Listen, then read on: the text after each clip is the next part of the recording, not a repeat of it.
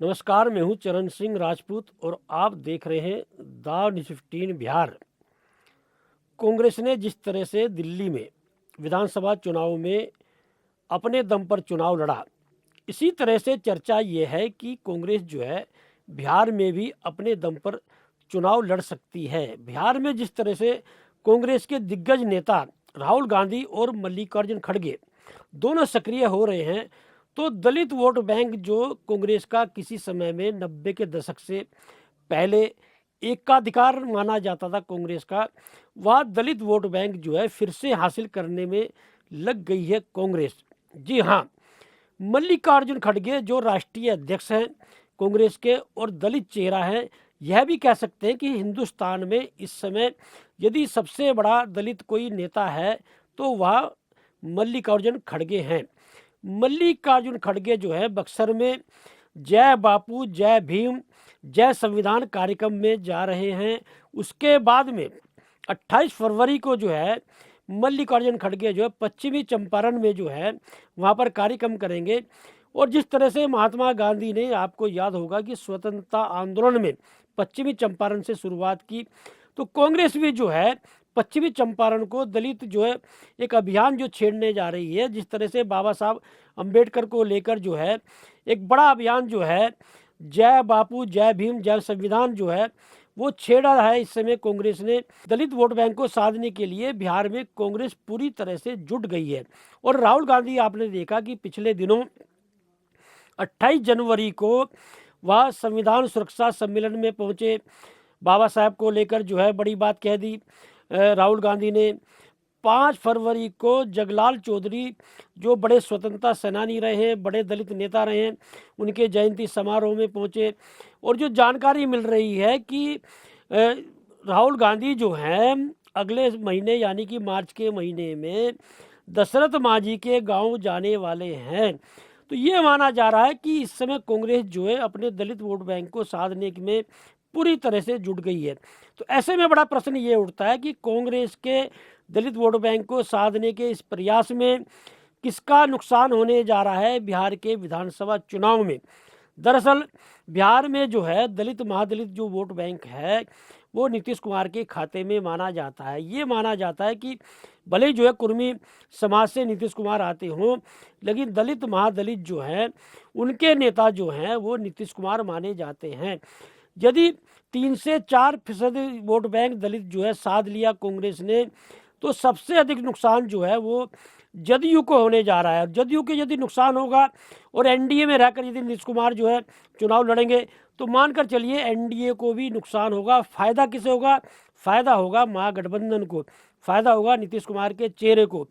तो ये जो कांग्रेस ने इस समय अभियान छेड़ा है, तो एक बड़ा प्रश्न यह भी उठता है कि इस समय जो है चर्चा यह भी है, जिस तरह से नीतीश कुमार ने जो है नाराजगी व्यक्त की है भारतीय जनता पार्टी से, पीठासीन अधिकारियों के कार्यक्रम में नहीं पहुंचे, उपराष्ट्रपति जगदीप धनखड़ जब एयरपोर्ट पर पहुंचे पटना में रिसीव करने नहीं पहुंचे, कर्पूरी ठाकुर की जयंती समारोह में जब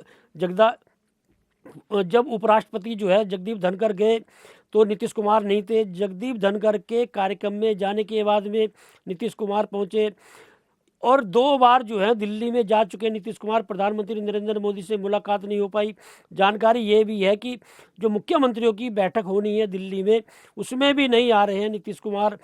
तो लगातार जो नाराजगी व्यक्त कर रहे हैं भारतीय जनता पार्टी से, तो क्या नीतीश कुमार महागठबंधन में शामिल हो सकते हैं? क्या नीतीश कुमार लालू प्रसाद यादव से फिर से हाथ मिला सकते हैं?